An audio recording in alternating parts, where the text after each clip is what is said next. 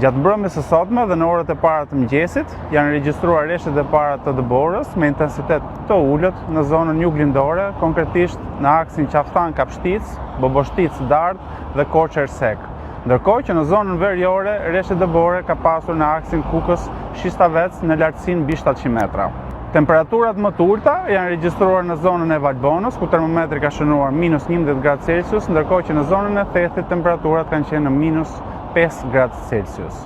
Bazuar në parashikimet e motit, gjatë natës së ndrimit të viteve, por veçanërisht edhe në ditët e para të vitit të ardhshëm, temperaturat do të jenë ndjeshëm më të ulta dhe për këtë ARSH ka marrë gjithë masat paraprake, ku do të jenë në gatishmëri 130 borë pastruese, 577 mjete të tjera dhe 800 punonjës, të cilët do të jenë në gatishmëri 24 orë.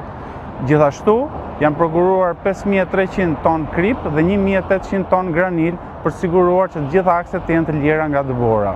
I bëj thirrje të gjithë drejtuesve të mjetet që të pajisin me goma dimrore dhe të kenë zinxhir makinat e tyre, kjo për të siguruar që mos ketë bllokime të akseve dhe qarkullimi të jetë i vazhdueshëm. Gjej rastin, të falenderoj të gjithë punonjësit e autoritetit rrugor shqiptar, pasi pavarësisht sfidave të vitit 2025, fal tyre ka qenë i mundur dorëzimi i veprave strategjike të përmendura më parë.